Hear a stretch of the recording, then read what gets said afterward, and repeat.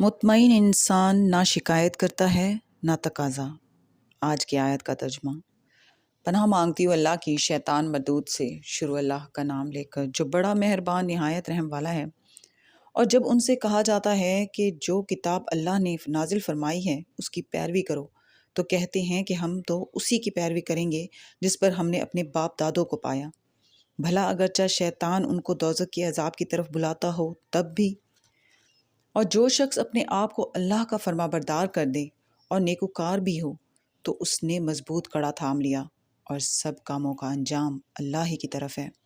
اور جو کفر کرے تو اس کا کفر تمہیں غمناک نہ کر دے، ان کو ہماری طرف لوٹ کر آنا ہے، پھر جو کام وہ کیا کرتے تھے ہم ان کو جتا دیں گے۔